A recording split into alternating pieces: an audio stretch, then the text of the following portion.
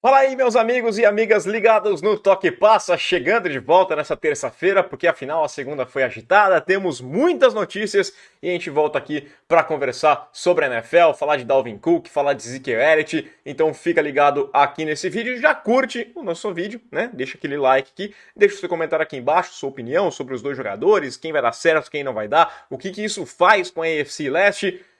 Se inscreva no Toque Passa, compartilhe o nosso canal, clica no sininho para ser notificado assim que sair um vídeo novo e se puder colaborar, faça parte do clube de membros. É baratinho, é bem baixinho o preço, você concorre a prêmios aí, com 150 membros vou sortear mais uma jersey, tem camisa da Fanatic Sport Nation sorteada todos os meses, mês que vem, aliás, dia 7 de setembro, para abrir a temporada, vou sortear 3 camisas, mais uma réplica da The Duke, a bola oficial da NFL, né, uma réplica da The Duke.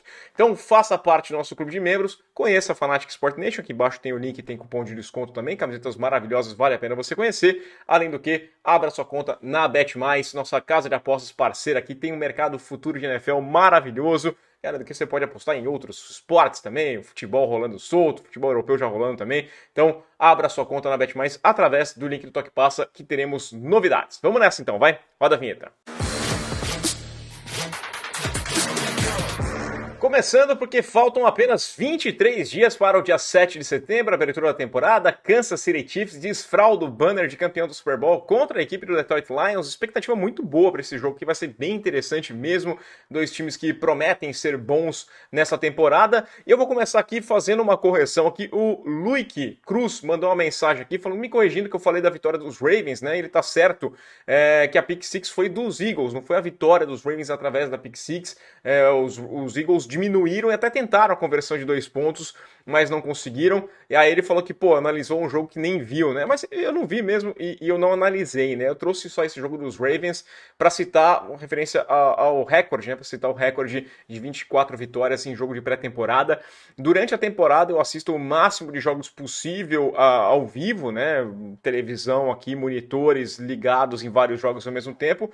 E depois vou lá e pego o condensado e assisto todas as partidas, revejo alguns jogos com mais detalhes, né, para fazer a análise. A pré-temporada a gente, né, se esforça um pouco menos porque é a pré-temporada. Eu vejo no máximo, quase em via de regra, os 2 primeiros quartos. Não tem como, né? Porque, cara, é quando tá um pouquinho mais importante, que tem um pouco mais de titulares e jogadores que farão parte do elenco. Depois o nível cai bastante e a gente vai passando para outras partidas. Não dá, né? São muitos jogos que muitas vezes nem vale a pena. Salvo raras exceções. Por exemplo, o Will Levis entra no terceiro, no quarto período, eu tenho que ver. Eu quero ver um pouquinho mais do Will Levis. Então, esse é o detalhe, então fica aqui só minha correção pelo erro que eu fiz no jogo dos Ravens. De fato, eu não assisti aquele momento. O Fábio Ramalho também me alertou que eu deixei passar uma notícia importante do final de semana, que foi a volta do Damar Hamlin aos campos, né? Ele jogou lá na partida dos Bills da pré-temporada, fez alguns snaps e foi emocionante. Sim, acabou passando batido na hora de comentar,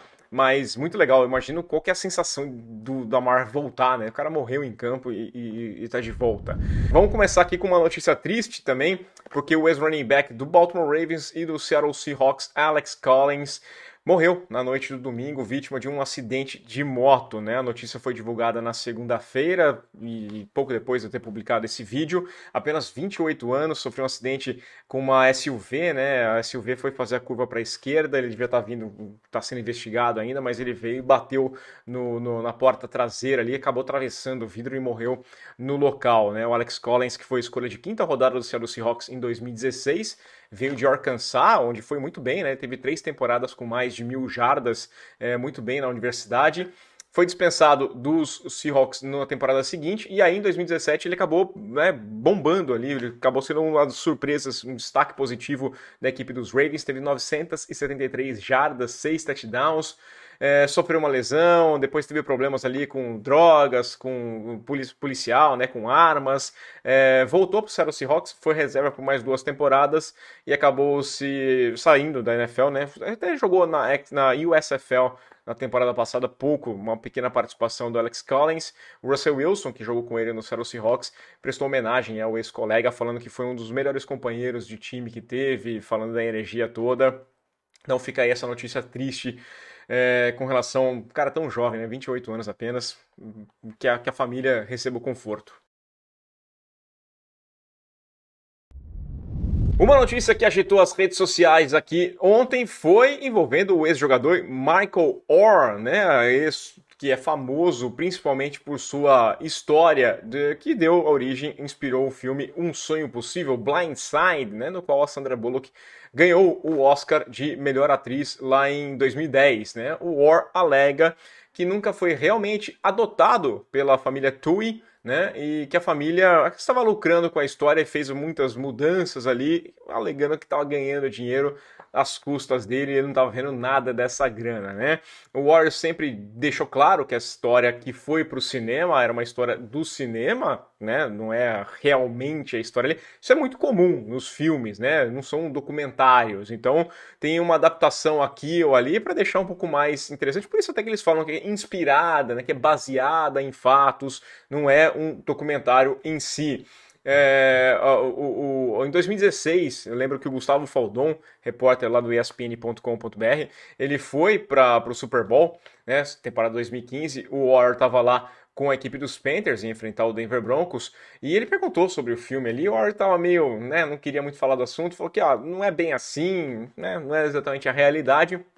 E é normal, você pegar aquele filme do Vince Papali, até o filme do Kurt Warner, não é naquela ordem, não é aquela sequência, é coisa de cinema, tem que deixar mais interessante, mais cinematográfico, por isso que é inspirado. De acordo com o Michael Orr, a Lee Ann, né, e o Shan Tui, né, os pais adotivos dele, enganaram ele, fizeram ele assinar um documento que os tornava guardiões legais. Disseram que era a mesma coisa que uma adoção, mas não é. Né, o documento surgiu em 2004, meses depois dele completar 18 anos, e na verdade ser guardião permite que você siga fazendo negócios em nome do Michael Orr, não necessariamente transformando ele na família, ou não dava nenhuma ligação familiar ao Orr com os Tuis, né? O jogador disse que lá em 2009 começou a carreira dele na NFL, então ele não se importou muito com esses detalhes, estava preocupado mais em jogar futebol americano mesmo. E aí, quando ele se aposentou em 2016, ele começou a olhar um pouquinho mais, né? Pelos direitos da história, as informações que surgem é que o casal e os dois filhos do casal receberam cada um US$ 225 mil, né? Mais 2,5% de lucros que não foram declarados ali. O Warrior nunca recebeu grana nenhuma disso, né? E ele, preocupado com a NFL, foi tocando o barco, foi fazendo ali, não quis criar um problema nenhum. Aí só em fevereiro desse ano, depois de 2016, quando ele se aposentou, ele começa a estudar um pouquinho mais o que tinha rolado, e nesse ano ele descobriu que ele não tinha vínculo nenhum com a família, de fato, o que ele ensinou lá atrás não era o que tinham falado para ele. A família não se pronunciou sobre esse caso, e segundo as informações trazidas pelo Michael Fletcher, da ESPN, o Warrior relutou muito, né, para entrar com essa ação. Ele não queria fazer porque ele tem uma gratidão com a família, tem uma ligação muito grande com a família que o recebeu lá, deu o abrigo para ele, né? Mas no fim entendeu que era o correto, que não estava certo todo mundo lucrar com a história e ele não levar nada disso, né? Temos aí a nossa Larissa Manoela da NFL. Agora é esperar para ver se a gente vai ter o Blindside 2, né? Um Sonho Possível 2, o inimigo agora é outro, e aí o Michael Orr, que passou a vida inteira protegendo a Lee Ann, né? Que era a ideia lá, que tem que proteger como se fosse mãe. Agora ele aprende a dar tackles para derrubar a galera. Talvez seja esse a continuidade do filme do Michael Orr. Agora vamos falar de finais felizes, né? Que a gente quer falar de final feliz, começando pela boa notícia para o torcedor do San Francisco 49ers, porque Brock Purdy foi liberado para treinar por 3 dias consecutivos nessa semana, sem ter aquela folguinha no meio. Antes ele estava trabalhando um dia, folgava depois, né? Tudo com muita calma, se recupera da cirurgia que fez no cotovelo, sofreu a lesão na final da NFC no mês de janeiro, operou depois lá em abril, acho que foi, demorou um pouquinho para a cirurgia acontecer, e agora ele foi liberado. Mais um passo, o último passo antes de estar completamente recuperado, o Brock Purdy, que é a esperança, que deve ser o quarterback titular da equipe do San Francisco 49ers. E existe a chance até do Brock Purdy entrar em campo no jogo, talvez desse final de semana, contra o Denver Broncos, jogam no sábado, né? O próprio Shanahan falou na última partida dos 49ers contra a equipe dos Raiders, eu ia falar Oakland, olha só como que é na minha cabeça, mas contra o Las Vegas Raiders, que tinha chance sim dele jogar e aparecer na pré-temporada. Agora não tem mais aquele período, né? Treina um dia, descansa outro, tá liberado, tá chegando um pouquinho mais. Claro que vai ser no plástico bolha, claro que vai ser com todo cuidado, mas é até bom pro cara ir pegando um pouquinho de ritmo e sentir um pouquinho a pressão, porque invariavelmente, né, não adianta nada você proteger o cara durante a pré-temporada, começa a temporada, o cara não tá naquele ritmo todo, toma uma pancada e se machuca, não vai mudar uma coisa ou outra. Então, um pouquinho de tempo ali, com uma boa proteção, sem forçar nada pro Brock Purdy, é bom para ele sentir um pouquinho de novo o ritmo. E a boa notícia, claro, para a equipe do San Francisco 49ers. Outra boa notícia é que os Cowboys resolveram os problemas com o right guard Zach Martin. Ele que estava fazendo um holdout aqui, assinou um novo contrato valendo 36 milhões de dólares por 2 temporadas, colocando aí 8 milhões e meio de dólares com relação ao vínculo que ele tinha com a equipe de Dallas pelos anos de 2023 e 2024. Agora a média dele é de 18 milhões de dólares por temporada e o Zach Martin sai da 8ª posição no ranking dos guards mais bem pagos da NFL e sobe para 3º. Ele está atrás do Chris Lindstrom, da equipe dos Falcons, e também do Quentin Nelson, lá da equipe do Indianapolis Colts. Os dois estão na casa aí dos 20 milhões, acho que o Lindstrom ganha 20,5 por temporada na média, 20 milhões para o Quentin Nelson. Foi adicionado aí aquele Void Year, né, o Voidable Year, o ano anulável, que ajuda, é uma questão de cap, né, você joga um pouquinho para lá e guarda um ano a mais, mas ele segue sob contrato até 2024, né, quando teremos o Zach Martin, um cara que é importantíssimo, 6 vezes escolhido como All-Pro, fazendo parte dos principais, do melhor time da NFL, assim, montando um time ideal da NFL. Estavam preocupados, os Cowboys estavam preocupados porque eles não queriam pagar muita grana pro Zach Martin, porque eles já estão prevendo que eles vão ter que pagar muita grana pro Micah Parsons, né? O Parsons vai ter que renovar o seu contrato muito em breve e vai pedir pouco. O cara que foi o calouro defensivo do ano, né? Um cara excelente jogador, como é o Micah Parsons, apontado aí como um dos principais defensores da liga desde o seu draft. Mas pelo menos essa novela chega ao final já com o Zach Martin. E quem gosta disso é o Dak Prescott, né? Porque é bom dar uma proteçãozinha ali pro Dak. O Zach Martin é uma proteção excelente. Falando em Cowboys e final feliz, um ex-companheiro do Dak agora tem um final feliz. Zeke Elliott tem um novo time para chamar de seu running back. Escolha de primeira rodada do draft de 2016 do Dallas Cowboys, escolha número 4 no geral, agora vai jogar pelo New England Patriots, depois de 7 temporadas no Texas. O acordo é de apenas um ano, né, uma temporada apenas, 3 milhões de dólares de salário base, ganhou mais 1 milhão de dólares de bônus de assinatura, né, o signing bônus, e o vínculo pode chegar até os 6 milhões de dólares aí com os incentivos, né? O Zeke vai usar a camisa 15, já falou aí que vai jogar com o número que usava em Ohio State, e vai servir, é um bom complemento para o Ramondre Stevenson, né, que hoje é o principal corredor da equipe dos Patriots. Na hora do anúncio, eu até tuitei e falei assim, né? Eu não vejo o Zeke como um cara tão determinante, assim, como uma peça, putz, aqui é isso que faltava para os Patriots, o Zeke. Eu preferia muito mais um recebedor, uma coisa do gênero, né? Mas, cara, a gente sabe como o Bill Belichick gosta de trabalhar com comitê em running backs, né? E aí você tem algumas situações, por exemplo, o Ty Montgomery se machucou no começo, no segundo dia do training camp e não tem treinado, tá com um problema, uma lesão. O Pierre Strong não treinou nos 2 últimos dias, não se sabe muito bem por que, se tem relação já com isso aqui, mas o Pierre Strong está fora dos Patriots nas últimas sessões de treinamento. Tem o Kevin Harris ainda, você tem outros jogadores que estão brigando por posição numa terceira vaga agora, né? Então traz ali, é importante. Tira um pouquinho da pressão. Fica interessante. O Zeke não é mais aquele cara do passado. Ele, o ano passado, teve média de 3,9 jardas por carregada, né, por toque na bola, a pior marca entre 51 corredores que tiveram pelo menos 100 carregadas na temporada, mas ele é alguém que é capaz ainda de produzir em situações de poucas jardas, conseguir anotou 12 touchdowns na temporada passada, então ele é bom nessa questão de goal line, precisa de 2, 3 jardas, dá para contar ali com o Zeke, é um cara para trombar bastante, tira um pouquinho da carga do Stevenson para você não ficar usando o cara toda hora, apanhando, como acontece se você tiver só um running back confiável. E, além do que, ele é bom na proteção para o passe, né? A linha ofensiva dos Patriots é um problema, então adiciona um cara aí que pode entrar em campo e dar um tempinho a mais pro Mac Jones. Como eu disse, fiquei meio meh na hora que foi anunciado, depois eu parei e pensei, até pode ser alguma coisa interessante. Não acho que vai ser determinante para a temporada dos Patriots, mas é uma contratação que faz sentido, né? O Zeke foi dispensado dos Cowboys em março para abrir espaço no cap. E aí ele ficou bom esquecido, cara. Ficou perdidaço lá no rolê, na free agency, ninguém falava muito dele. Dia 29 do mês passado, ele acabou fazendo uma visita em New England, jantou ali com o Mac Jones e outros jogadores também, acabou conversando com o pessoal do front office dos Patriots, manteve o contato e agora rolou esse namoro e tem a chance do Zeke encarar dar de cara com a ex, né? Semana 4, dia 21 de outubro, os Patriots viajam para Dallas para encarar os Cowboys e aí podemos ter o Zeke enfrentando sua ex-equipe, de onde foi tanto tempo feliz, aí o pessoal gostava muito, vai ter muita camisa do Zeke com certeza por lá, e agora jogando pelo New England Patriots.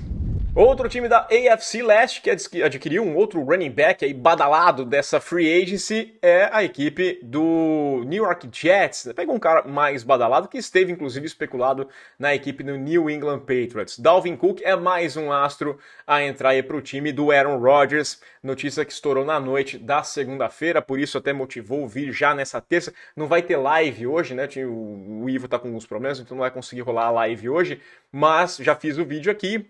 Quinta-feira vai ter Talk Passa também, sexta-feira vai ter vídeo, vai ter muita coisa aqui no canal ainda, então se inscreva e compartilhe o Talk Passa. Mas voltando aqui pro Dalvin Cook, segundo o Adam Schefter, ele assinou um contrato com os Jets de uma temporada também, 8,6 milhões de dólares. Então o torcedor dos Patriots pode estar perguntando assim, por que o Zeke e não o Cook?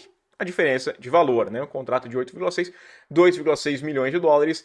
Isso aí, claro que também tem a influência daquela renegociação com o Aaron Rodgers que abriu mão de muita grana e deixou mais espaço no cap. Então até se os Patriots tentassem alguma coisinha a mais, é até escolha do Cook, né? Eu preferia jogar nos Jets hoje. Acho que os Jets são muito mais contenders do que a equipe dos Patriots. Então tudo isso aqui faz... Não é simplesmente, por que não pegou aquele?